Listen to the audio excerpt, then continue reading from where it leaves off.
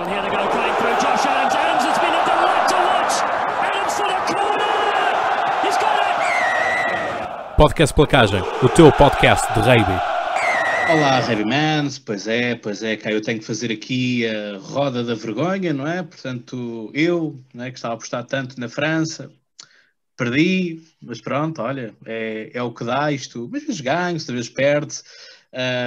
Mas pronto, faz parte do desporto e tantas coisas assim. Ainda há pouco estava a falar, o Henrique estava aqui a dizer em off, não vou cometer aqui nenhuma inconfidência, mas estava a dizer que se ele fosse assim uma pessoa que gostasse de fazer picardia aos outros, aparecia aqui com uma camisola de galos, e acho que podia estar, porque enfim, Gales está de gala, portanto vence contra todo aquilo que eram as probabilidades, aquilo que eram as casas de apostas, colocavam Gales na penúltima posição praticamente, só acima da eterna colher de pau a Itália, não é? E portanto Gales vence, França fica em segundo, a Irlanda fica em terceiro, e para a estupidez das coisas, das probabilidades e das contas matemáticas, a Escócia, que fez um jogo fantástico, daquilo que se chama de verdadeira ambição de os jogadores nunca irem abaixo, mesmo quando estavam a jogar com menos um, quando foi expulso o capitão Stuart Hogg, nunca perderam a vontade de ir e, portanto, podiam ter, muitas vezes, houve um lance final. No final podiam ter ido aos 3 pontos, mas quiseram mais, quiseram ir aos 5 e, portanto, foram recompensados no fim por esse esforço, foi mesmo ao cair do pano, conseguiram virar o resultado e, portanto, isso é bastante bom. Portanto, aquilo que eu vi foi uma França também numa parte inicial com um tanto gás, depois pareceu perder um pouco porque a solidez defensiva da Escócia estava lá, e Tamac, para mim, fez um bom jogo corrido, mas para mim falhou naquilo que era também uma parte importante, que eram os pontapés aos postos, não é? Portanto, falhou 2, não estou enganado, falhou 2 dos que teve, e portanto pôs também isto, podemos dizer, ok, são 4 pontos, mas a questão nem é tanto vezes os pontos, mas é sim o espírito, não é? O ânimo com que se fica para se continuar a jogar, e portanto os escoceses jogaram e muito. Enfim, o Finn Russell é um tipo de jogador que eu tenho um certo apreço pela forma como ele se desloca em campo. Enfim, faz lembrar um pouco a minha forma como andava também, portanto, aquela forma que ele tem, não é? Aquele ar gozão. Gingão. É fantástico. Portanto, eu calculo que seja esse mesmo gingão que ele vai entrar agora, o António Henriques dizia isso na transmissão, com cara que os colegas dele franceses vão olhá-lo na segunda-feira no Racing 92, não é? Portanto, estava ali perto. Portanto, uma vez mais, aqui estou eu, Cláudio Fonseca, já fiz esta abertura, aqui estou eu com os meus Antónios da vida, o António Henriques e o António Aguilar, meus senhores, muito obrigado por estarem uma vez mais, e chegámos ao final desta torneio das 6 nações, não é? E que torneio? Não sei quem ia começar primeiro. Foi um torneio realmente, curiosamente, sem público, quando toda a gente esperava que sem público isso ia afetar o torneio, afetou o espírito, é verdade. Não é? Nós recordarmos o movimento que têm as 5 capitais onde decorrem os jogos, o movimento a partir de sexta à tarde, sexta à noite, toda aquela manhã de sábado, em todas as cidades, especialmente podemos dizer que Cardiff é talvez a cidade que mais mexe, em que tudo fica vermelho, é uma coisa perfeitamente incrível. Não esteve isso, não teve, mas dentro das 4 linhas foi realmente um torneio muito disputado, muito equilibrado. Volto outra vez àquela estatística: 15 jogos, 8, mais de metade, foram resolvidos por menos de 5 pontos. Ou seja, houve 8 jogos com ponto de bónus defensivo, e se olharmos, por exemplo, o ano passado foram 6 os jogos que tiveram ponto de bónus defensivo, e há 2 anos apenas houve 2. Portanto, apenas 2 jogos foram resolvidos por menos que 8 pontos. Desta vez foi metade, e se descontarmos os tais 5 jogos da Itália, em que foram sempre para cima dos 30 a 40 pontos, apenas 2 dos 15 jogos, entre as equipas importantes, foram realmente resolvidos por maior distância, que foi o Gales-Inglaterra e o Irlanda-Inglaterra. A Escócia fez realmente um jogo muito positivo. Só para termos uma ideia, desde 1926, que a Escócia não ganhava no mesmo torneio fora, em Londres e em Paris, e só aconteceu 2 vezes na sua história. Portanto, é a segunda vez que acontece. Reparem, desde 1910, que a Escócia vai ano sim, ano não, geralmente a Inglaterra, a Londres e a Paris, porque, especialmente nos últimos anos, isto tem acontecido, as jornadas vão se equivalendo e, portanto, é sempre assim. Portanto, uma equipa, quando vai um ano à França, vai também à Inglaterra. E, portanto, a Escócia nunca tinha acontecido. Venceu a Inglaterra pela primeira vez em 37 anos, fora. Foi a Paris 22 anos depois também ganhar. E isto realmente é um espírito muito, muito bom. Recordando que a equipa praticamente só tem, ao contrário do que acontece com a seleção inglesa e francesa, só tem duas equipas de onde retirar os jogadores. Isso também é muito bom, porque consegue fazer blocos. Portanto, Edinburgh Rugby e Glasgow Warriors, e, por exemplo, notou-se blocos, a terceira linha, por exemplo, a terceira linha que jogou agora em Paris, eram todos jogadores do Edinburgh Rugby. Muitas vezes a primeira linha é ou do Glasgow ou do Edinburgh, isso ajuda. E aqui e ali vai chamando jogadores em Inglaterra, que jogam em Inglaterra. Curiosamente, para o jogo de Paris também não o pôde fazer. Um contrato com a Liga de Clubes Ingleses permitiu que eles só tivessem à sua disposição 5 jogadores que alinham à Inglaterra. E o Townsend escolheu, e, por exemplo, um dos que ficou prejudicado foi logo o Sean Maitland, homem dos Saracens, talvez por também ter menos jogo, não jogou grande coisa na jornada anterior diante da Itália como número 15, e apesar de o ano passado foi ele, por exemplo, que foi o carrasco dos franceses, marcou 2 ensaios na vitória em Edimburgo, a única derrota da França no torneio, desta vez ficou de fora, e tudo isso esperar-se-ia realmente uma Escócia um bocadinho mais temerosa perante uma França que tinha tudo, a tirar com tudo para primeiro ganhar, depois marcar 4 ensaios e depois cavar distância. Eu acho que realmente a pressão foi enorme sobre os jogadores franceses, uma equipa inexperiente, com poucos jogadores acima das 30, 40 seleções. Galtier tentou amenizar a coisa durante a semana e foi sempre dizendo, não, o que importa é ganhar, deixem lá isso dos ensaios e dos pontos, mas isso estava claramente na cabeça dos jogadores. Estava claramente na cabeça dos jogadores e, portanto, a Escócia, um jogo que acho que teve 6 ou 7 alternâncias de liderança. Portanto, começou a França com 3-0, depois o ensaio primeiro escocês, as coisas foram mudando. Ao intervalo, a França comandava por 13-10 e depois as coisas foram realmente alternando, e mesmo com o cartão vermelho ao Finn Russell, que pouco depois haveria o Baptiste Serra, que tinha entrado há 1 minuto e meio, leva também um cartão amarelo. amarelo. Ou Stuart Hogg?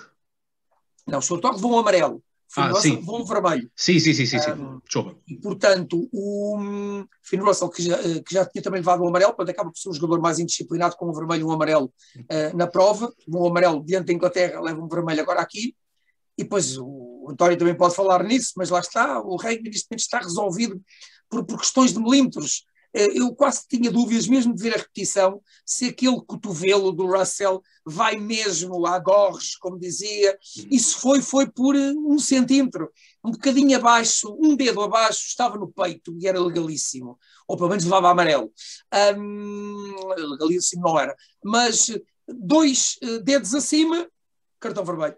E realmente foi aos 70 minutos, e para sorte da Escócia, o Baptiste Serra faz uma falta completamente infantil, mesmo tendo entrado minutos antes. Exato. E portanto o jogo terminou, praticamente não terminou com 14 contra 14, porque o jogo demorou tanto tempo que o Serra ainda jogou para aí 2 minutos, e foi exatamente nesses 2 minutos que assistiu dentro das 4 linhas ao segundo ensaio do Van der Merwe, e portanto é uma vitória justa dos escoceses, que realmente mostraram que, ao contrário do que aconteceu nas últimas 2 digressões dos Lions, Warren Gatland vai ter que, entre os 40 jogadores que vai chamar, vai ter um contingente muito simpático de jogadores escoceses. Recordando-nos, o ano passado, há 4 anos e também há 8 anos, não houve nenhum jogador escocês nos 15 que fizeram os 3 test matches diante primeiro da Austrália em 2013 e depois em 2017 frente à Nova Zelândia.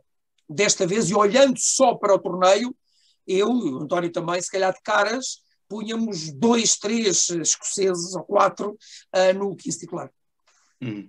Mas achas que, e faço também já aqui, lance já para ti também, Aguilar, mas acham que o critério foi muito curto, no sentido de que acham que o árbitro penalizou demasiado as infrações? Nessa questão de mais de menos centímetro. E depois há aqui outra coisa também, que se calhar se fosse outro jogador mais calmo, se calhar seria só cartão amarelo.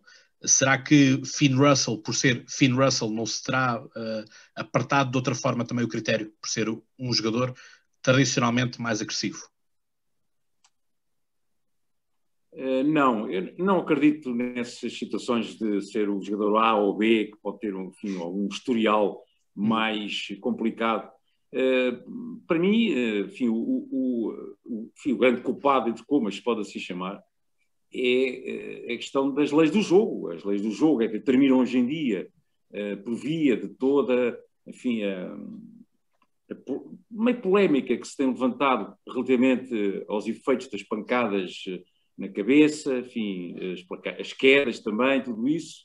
E, portanto, houve um afinar ainda mais das leis do jogo relativamente à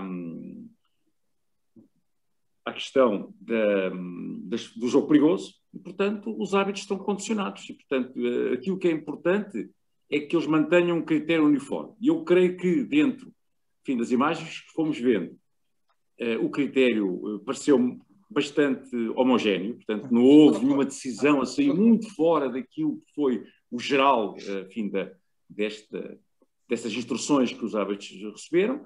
E já que estamos a falar de arbitragem, tenho que o dizer, este torneio, enfim, como disse o António, não teve o público, sem dúvida, isso é muito penalizador. Os ambientes destes jogos valem muito, imenso. Então, quem está ao vivo é uma coisa realmente imperdível.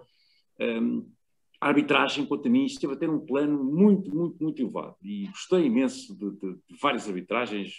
Este Luke Pearce, o tal árbitro inglês, foi para mim uma revelação, ou quase uma confirmação, melhor dizendo. Mesmo o próprio Wayne Barnes, a forma como ele controlou o jogo, com toda a sua experiência decorrente dos 96 test matches que cumpriu em Paris, sem dúvida que foi um torneio que, no aspecto da arbitragem, esteve perfeito, quase perfeito. Pode-se discutir as decisões aqui e acolá dos vermelhos, e foram, ora bem, se a memória não falham, 3 ou 4, não é? Pelo menos foi o Peter O'Mahony, foi o Zander Ferguson, foi o Finn Russell e, se a memória não falha, o Paul Willemsen. São 4 cartões vermelhos em 15 jogos. Alguns amarelos, mas os amarelos... Com o Finn Russell foram 5 vermelhos. Ferguson, O'Mahony, Bondiaki, foi o Zander Ferguson, o Peter O'Mahony, Bondiaki, o Willems e agora o Finn Russell.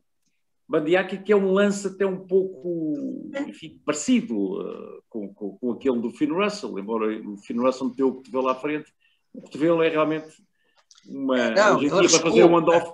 Para fazer um handoff tem que se esticar o braço e às vezes o cotovelo vai um bocadinho à frente. Quer dizer, os jogadores com a velocidade de execução, com a agressividade que têm que colocar em todos os lances de contacto, de colisão, têm que ganhar a sua posição, têm que derrubar o adversário, o placador. Portanto, neste diálogo físico acontecem estes lances e, portanto, os jogadores vão ter que lidar com isto, e as equipas e os treinadores, e para o futuro vai ser assim, não é?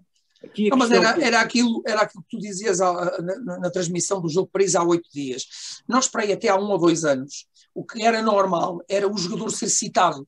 E para isso é que há toda essa organização. Aliás, nós, na primeira jornada do campeonato, referimos que o presidente do colégio arbitral até era um português, o Marcelo Dorei, para esse jogo, por exemplo, o jogo inaugural, o Itália-França, e isso é que seria normal. Por exemplo, há 8 dias eu estava perfeitamente de acordo. Paul Willems devia ter ficado em campo, e se calhar, como citado, então sim poderia ter os tais 2 jogos. E, portanto, neste momento, está-se a pôr em cima do árbitro uma decisão muito forte, que eles, felizmente, até porque como têm primeira experiência e depois têm realmente o vídeo-árbitro, com o TMO, a coisa realmente trabalha em conjunto e com as câmaras, etc. Mas é verdade, algo vai ter que realmente mudar e se calhar vai ser isso, quer dizer, vamos ter que realmente pôr os árbitros com mais essas decisões. Agora, isso depois no relevado tem consequências importantes. E as consequências são de tal ordem que eu acho que se a World Rugby não mexer nestes critérios de avaliação dos lances perigosos, podem, enfim, tomar a direção que no hemisfério sul já estão a tomar, que é despenalizar o cartão vermelho. Ou seja, o jogador vê o cartão vermelho. No Super Rugby Aotearoa é assim, na Nova Zelândia, vê o vermelho e passado 20 minutos entra outro jogador do banco, o expulso já não entra mais, naturalmente, mas entra outro jogador que está no banco de suplentes para preencher o lugar. E, portanto, isso vai, de alguma forma, atenuar os estragos monstruosos que uma equipa jogar 1 hora com menos um jogador, com 14. Claro. Portanto, isso é praticamente... Claro. O jogo fica decidido, não é? Claro, claro que sim. Será esse o caminho, quanto a mim, será esse o caminho.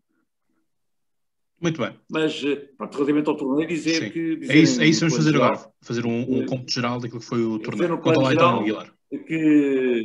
que houve várias seleções que realmente surpreenderam, a começar naturalmente pelo país de Gales, que conquistou o título, não com o Grand Slam, é uma mágoa que o Alwyn Jones terá para o resto da sua carreira, a sua longuíssima e riquíssima carreira, o capitão galês, mas o país de Gales realmente foi a equipa surpresa, porque tinha feito um ano 2020 absolutamente catastrófico, não é?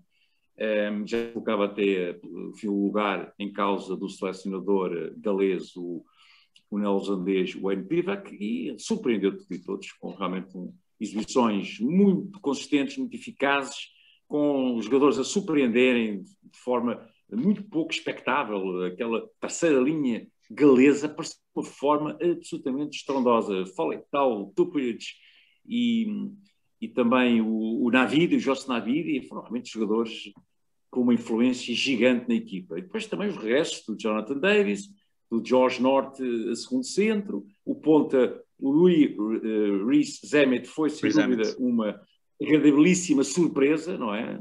Um excelente finalizador. Portanto, os galeses para mim foram a equipa surpresa. E claro, depois não podemos deixar também de continuar a dar nota positiva à Escócia, que ainda agora o António falou as razões principais, uma Escócia que só tem tido aqueles 2 jogos em casa ainda por cima, em que perante o país de Gales por 1 ponto e por 3 pontos diante da Irlanda, sendo que no primeiro jogo, diante o país de Gales, é a expulsão do pilar do Zander Fagerson, não é? Que é muito penalizador. Os escoceses teriam neste torneio podido discutir o primeiro lugar. Portanto, isso é a realidade. Mas, enfim, isto não se faz de ses e ses. A realidade é que aconteceu. Os escoceses perderam estes jogos em casa. Final de torneio absolutamente notável em Paris. É uma exibição realmente de uma consistência, uma capacidade de defesa, uma agressividade, a conquista dos duelos individuais impressionante, e também com muitos jogadores que impressionaram do lado da Escócia, o Ponta, o Van der Merwe, o Hamish Watson. O Hamish Watson é uma confirmação. Enfim, o próprio Ali Price, o médio de formação, fez um excelente torneio. A questão do meio de abertura é que não está muito bem resolvida, desta seleção escocesa. O Finn Russell faz o lugar, mas não é aquele meio de abertura que a seleção escocesa merece. Também o Adam Hastings é uma opção viável, mas esteve lesionado, só regressou precisamente neste derradeiro jogo em Paris, até jogou um pouco, entrou depois, na reta final do encontro. Mas, pronto, para além disso, depois, a Irlanda, no fundo, subiu um pouco, mas ainda não chegou bem ao nível que era expectável. No entanto, a Irlanda também com francos progressos, relativamente ao ano 2020, e depois a grande desilusão que foi a Inglaterra. A Inglaterra é um 5º lugar, é uma coisa absolutamente impensável numa seleção vice-campeã do mundo, que foi campeã das 6 Nações em 2020, embora naquelas condições que nós sabemos, um torneio que foi interrompido e depois foi retomado em outubro do ano passado. Mas a Inglaterra tinha por demais argumentos do ponto de vista individual e como seleção experiente tinha a obrigação de fazer um torneio bem melhor. Eventualmente aquela derrota a abrir diante da Escócia terá abanado um pouco toda aquela estrutura da equipa técnica e dos próprios jogadores. Ainda pensou que tinham recuperado, e realmente foi a sua melhor exibição na recepção à França, onde os ingleses conseguiram dar um duro golpe na França, porque a França era uma das seleções favoritas. Aquela derrota em Twickenham foi por demais penalizadora. Vamos lá saber se foi o Covid-19 e, enfim, aquele problema dos jogadores infectados que terá influenciado uma segunda parte muito fraca da França em Twickenham. E, portanto, a França ficou um pouco aquém daquilo que era expectável, mas está no bom caminho, tem talento, tem jogadores que ainda não são muito experientes, mas que estão a ser, digamos que, trabalhados rumo ao Mundial 2023. Portanto, só para dizer em suma que o título está bem entregue, o País de Gales bem o merece. A França poderia ter tido uma palavra mais forte a dizer, mas acabou por, aqui e acolá, não corresponder inteiramente, nomeadamente neste último jogo em Paris, onde deveria ter saído um pouco mais em alta, pelo menos com a vitória, não é? Embora isso não lhe servisse de muito, porque as contas eram muito complicadas para que os franceses pudessem ultrapassar os galeses no primeiro lugar, todas aquelas contas dos 4 ensaios, e depois ele marcar 5, e tinha que ganhar por 21 pontos de diferença, de vantagem, e tudo isso foi muito complicado e mexeu com a cabeça dos jogadores de Fabien Galtier. E para o ano temos mais um torneio, esperemos que com o público. Vamos esperar um pouco por isso. É assim, a Escócia, a mim, honestamente, faz aqui um torneio um pouco agridoce, não é? Termina em 4º lugar, mas todavia ganha logo na primeira jornada a Calcutta Cape, não é? Portanto, passados, ajuda-me aí, Henriques, quanto? 37 anos. Pronto, 37 anos. 37. Diz? Sim, 37. 37 anos. E vence também à França, não é? Portanto, ganha aquelas que seriam, que segundo aquilo que as casas de aposta colocavam, como a primeira e a segunda classificada no cômputo final. Portanto, é um pouco estranho, não é? Como depois a Escócia acaba por vacilar, como por exemplo com a Irlanda, não é? E portanto vai por aí. A França é aquilo que o Henrique dizia, não é? A França 2 vezes por ano, não é? Para aí, sim. É 2 vezes por ano que falha, e falhou contra a Escócia e falhou contra a Inglaterra. E portanto está cumprida esta mesma métrica, não é? A Irlanda podíamos de facto esperar um pouco mais, não é? Vimos a importância que tem Sexton ali a segurar basicamente a equipa e a carregar a equipa aos ombros, e Gales vem aqui fazer um misto de alguma juventude com pessoal mais tarimbado nisto, e portanto a fazer aqui valer estas partes. Itália, enfim, é esperarmos ver se este novo presidente da Federação vai fazer alguma alteração ou se apenas muda-se o cargo, mas tudo mantém-se igual. E a Inglaterra, pronto, é aquela coisa. Eu deixo a Inglaterra para o António Henriques, que ele é que é o especialista. Eu nem quero falar mais, queria só falar um bocadinho realmente só do país de Gales e dar realmente um enorme elogio ao N. Pivac. O N. Pivac é um treinador neozelandês, e olhando para o corpo dele, até para a linguagem corporal, António, faz muito lembrar quer o Graham Henry, quer o Steve Hansen, aquele estilo. E um bocado até o próprio Warren Gatland, pesado, não fala muito. Gatland entrava um bocadinho ali muitas vezes aí nos mind games com o Eddie Jones. Pivac, talvez porque também não estava tão assim na moda de cima, só perto do fim, é que percebeu-se que ia mesmo ganhar o torneio, mas não é um gabarola, não fala, e é realmente muito consistente. Reparem, ele em 2017 conquistou para os Glenelg Scarlets o seu único título na Liga Celta, na Guinness Pro 12 ou 14, e que não é normal, porque reparem, nos últimos 4 anos, e a final da Guinness foi ontem, a 4ª vitória consecutiva para o Leinster do Leo Cullen. Portanto, a Irlanda tem dominado completamente pelo Leinster e pelo Munster a competição. Foi com o N. Pivac que venceram, e depois ele substitui uma equipa técnica fortíssima do Warren Gatland, uma equipa técnica que desde 2007, portanto em 12 anos, até 2019, em 12 anos, conquistou 4 torneios das 6 nações, 3 Grand Slams. Nunca aconteceu na história do rugby um treinador ganhar 3 Grand Slams como o Warren Gatland, 2 vezes semifinalista em mundiais, Mundial 2011 e Mundial 2019. Portanto, era realmente uma herança muito pesada, e Pivac realmente, como nós fomos dizendo, em 2020 esteve muito mal. 7 derrotas ao longo do ano, ganhou 2 vezes à Itália e 1 vez à Geórgia, não ganhou a mais ninguém.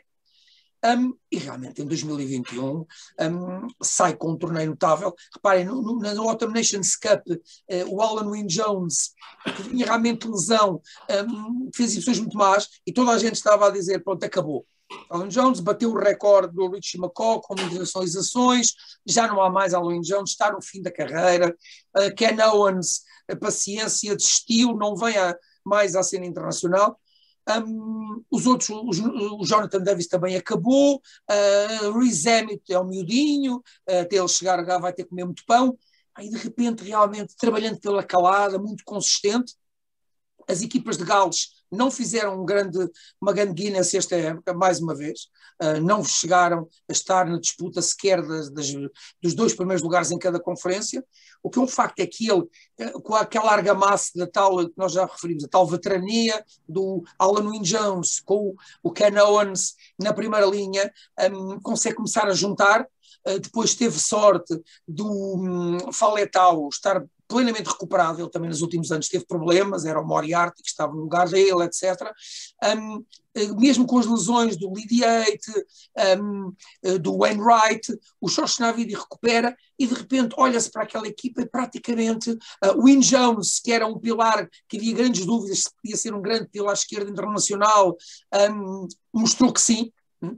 Com as lesões de Samson Lee, a gente dizia bem, já não há ninguém ali na primeira linha, e de repente Gales tem uma belíssima primeira linha, uma segunda linha ali à volta do Alan Wynne-Jones, seja o Corey Hill, seja o Adam Beard, todos eles respondem bem, e depois cá atrás realmente também resolveu o problema com o Jonathan Davis, já longe dos seus grandes tempos, mas mesmo assim consistente, aquele twist de gênio de colocar o George North, um fantástico ponta, como 3/4 centro, notável. Já se fala que se calhar ele até pode ser o titular 3/4 centro dos Lions na África do Sul, que era extraordinário. Depois teve sorte no regresso saudável e bom do Liam Williams, que dá outras coisas que o Leaf Penny não dava à equipa.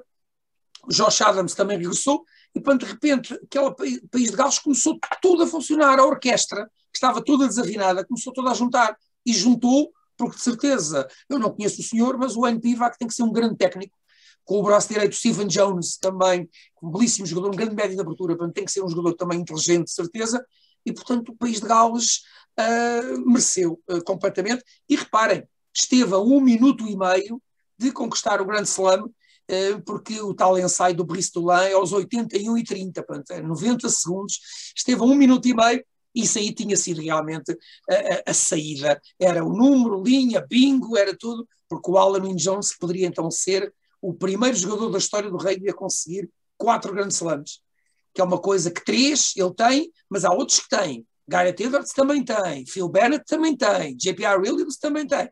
4 era só o Alan Wynne-Jones. Ao mesmo tempo acho que se fez justiça, porque Alan Wynne-Jones é um grande jogador, mas eu ponho muito ao nível daqueles grandes jogadores dos anos 70, e portanto acho que está em belíssima companhia, deixa-nos lá estar, Gareth Davis, JPR Williams, Phil Bennett, Gravel, o Gareth Edwards, têm todos 3 grandes slams, e assim o Alan Wynne-Jones também tem, está tudo certo.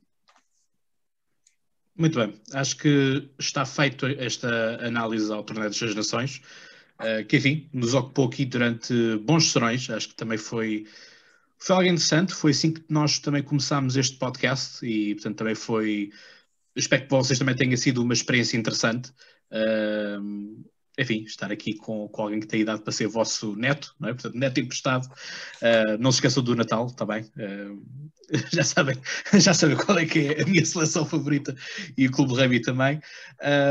Vamos passar para darmos uma palavra sobre a vitória de Portugal contra a Espanha, não é? Que nós também já tínhamos falado do jogo que tínhamos perdido em Madrid, não é? Contra a Espanha, mas desta vez ganhamos. E por Henriques, a seleção portuguesa ultrapassou as estatísticas, não é?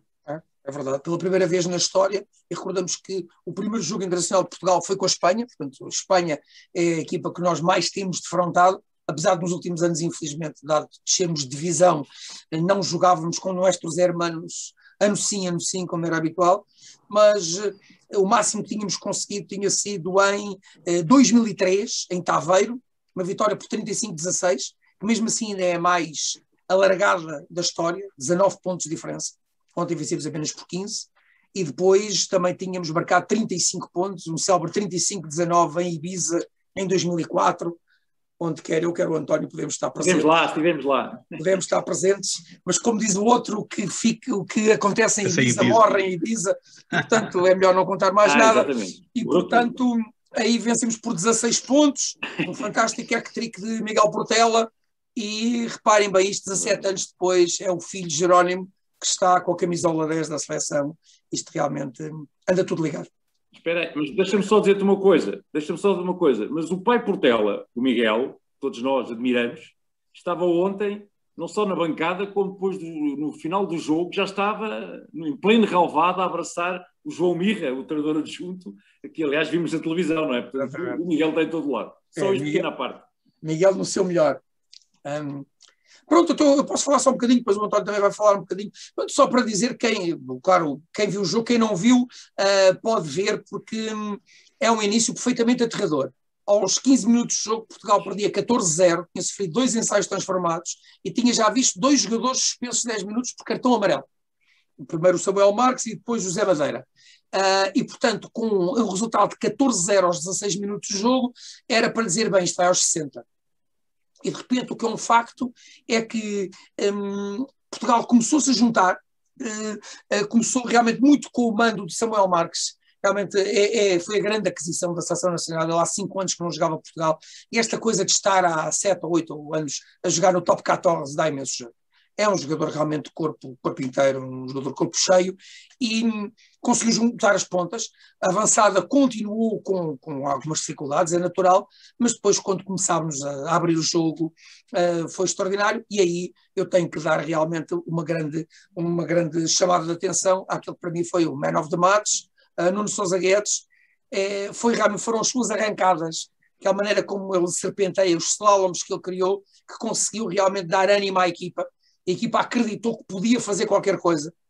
E, portanto, como eu disse, se tivesse escrito um artigo, o meu título do artigo era mesmo este, era 3/4 venceram o jogo que os avançados iam perdendo. E foi mesmo assim. Nós que geralmente costumamos dizer que são os avançados que definem quem ganha o jogo e são os 3/4 que dizem por quanto. Aqui, desta vez, os avançados tiveram dificuldades, apesar de depois as coisas começaram a nivelar um bocadinho, mas sempre que no combate corpo a corpo, e apesar de exibições muito esforçadas da avançada portuguesa, as coisas foram complicadas. Agora cá atrás, realmente, o brilhantismo do Rodrigo Marta, do Storti, do Nuno Sousa Guedes, a segurança defensiva e também a autoridade, quer do Tomás Appleton, quer do Zé Lima, acabaram por realmente dar a tal vitória absolutamente única por 43-28, 15 pontos de diferença no estes hermanos. Samuel Marques faz 18 pontos e, portanto, é realmente um resultado muito bom e, portanto, finalmente ao terceiro jogo em casa ganhámos uma partida e, portanto, isso não está nada escancarado, não está nada feito. Portugal volta agora só a jogar em julho, portanto, agora ainda tem 3 meses. Agora, eu não sei se é bom ou mau, o António pode falar sobre isso, porque, claro que se a nossa competição fosse uma coisa forte, eu dizia, isto agora são 3 meses para aqui, para ganhar estrutura. Não, eu tenho muito medo é que Patrice Sagi, quando chegar a junho, volta a ter que partir do zero, porque, entretanto, o nosso campeonatozinho vai continuar aqui, estes joguinhos, e, portanto, vai faltar competição forte aos jogadores. Mas o António vai de certeza falar sobre isso. Aguilar.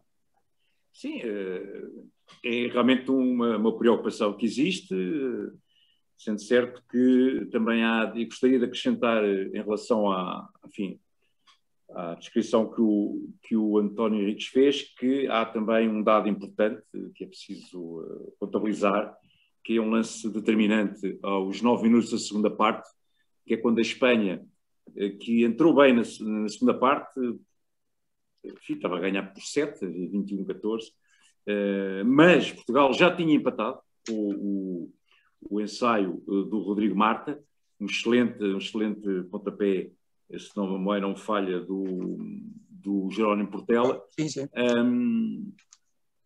Aos 9 minutos da segunda parte, logo depois de Portugal empatar a 21 pontos, há aquele lance em que os espanhóis estão com a vantagem atribuída pelo árbitro francês e há um pontapé cruzado, sabendo que estava a jogar a vantagem, o médio de abertura espanhol dá um pontapé para o lado aberto, tentando lançar a corrida do ponta esquerdo espanhol. O Jerónimo Portela capta a bola muito bem no ar e depois sofre uma placagem que o desequilibra e ele até bate com a cabeça ligeiramente de lado no solo, no relvado. E, portanto, esse lance que foi alvo de análise do vídeo-árbitro, portanto, também de salientar que a Rei Europe fez um investimento forte com a presença da vídeo-arbitragem nestes jogos, que contam para a eliminatória de um campeonato do mundo, e já agora, que estamos a falar exatamente, finalmente, algumas horas. Finalmente um vídeo-árbitro que ajudou Portugal no fim de semana, exatamente, é verdade.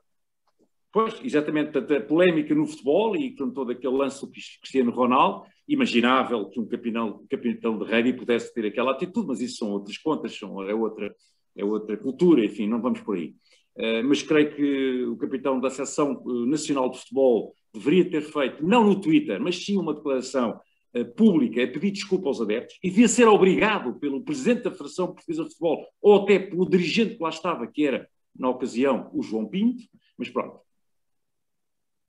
Mas para dizer que, portanto, há vídeo-árbitro nesta eliminatória, nesta qualificação para o Mundial de Rugby, o que é uma novidade, porque nunca tinha acontecido nas qualificações europeias, e, portanto, o árbitro foi ver as imagens e a verdade é que deu cartão vermelho ao ponta espanhol e, enfim, a seleção nossos hermanos ficaram já com 14 até ao fim do jogo, parecendo que não, é um dado factual que tem alguma influência, embora, atualmente, não belisquem nada toda a inspiração, a atitude, as excelentes jogadas que os jogadores portugueses conseguiram gizar. Estou-me a lembrar do magnífico ensaio do Samuel Marques, Samuel não me falha, também o do Rodrigo Marta, como já disse, o do Jerónimo Portela na primeira parte, que trouxe muita confiança, mas é uma excelente jogada,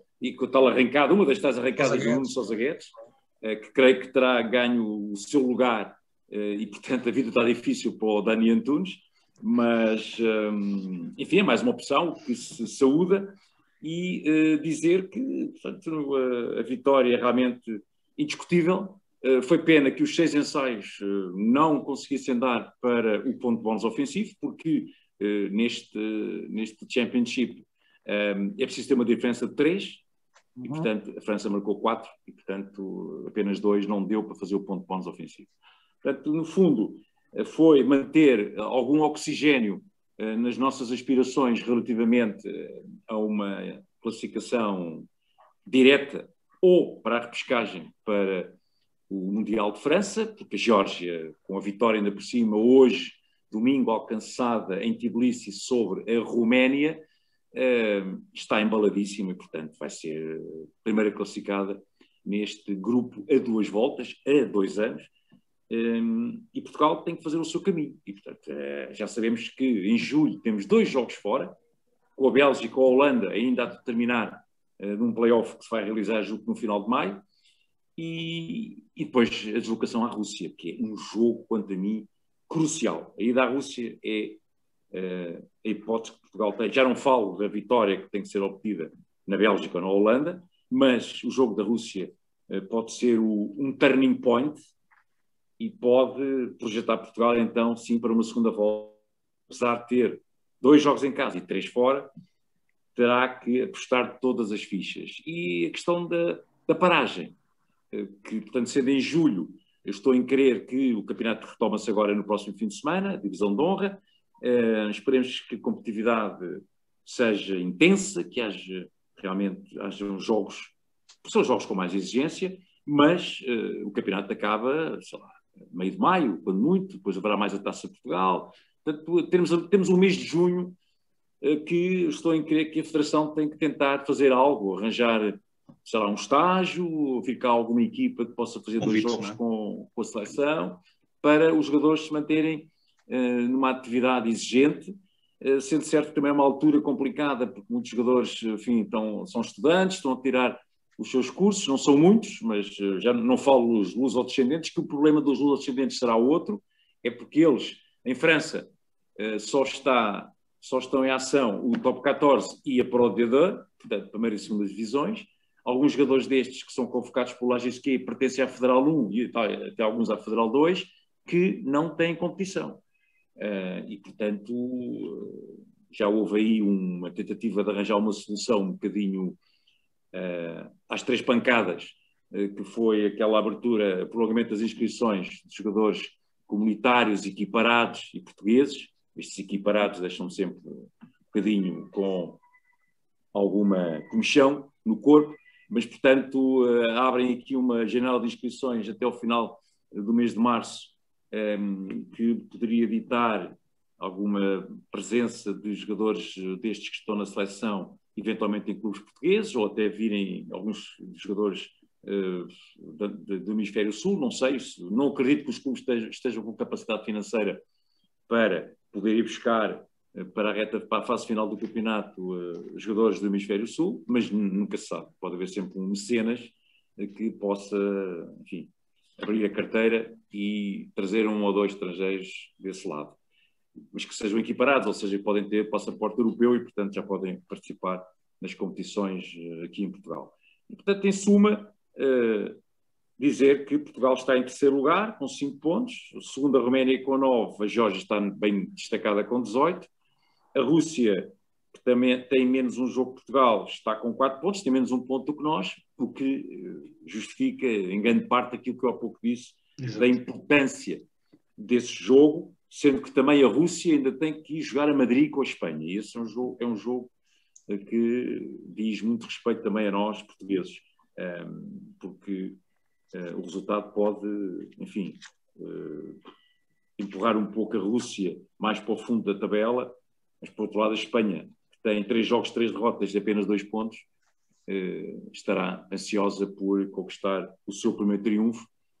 E esta Espanha também dizer que não se viu, apesar de recheada de jogadores que alinham em França e outros que nasceram no Hemisfério Sul e que jogam em clubes, nomeadamente no VRAC, aquele flanqueador de origem fijiana, se não é fijiana, é neozelandês, que joga no VRAC. É uma política que os espanhóis também têm seguido.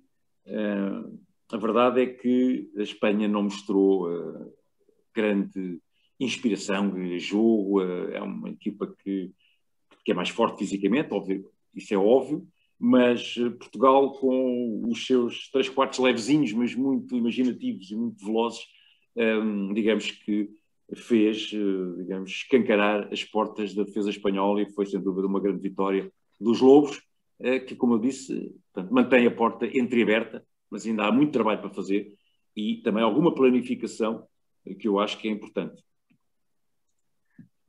Só para ter uma ideia, realmente, todos nós já percebemos que a Geórgia vai claramente ganhar com grande facilidade este Championship 2021-2022, está com 4 jogos, 4 vitórias. Olhando para derrotas, a Roménia tem 2 derrotas, Portugal tem 2 derrotas, a Rússia tem 1 derrota e a Espanha tem 3.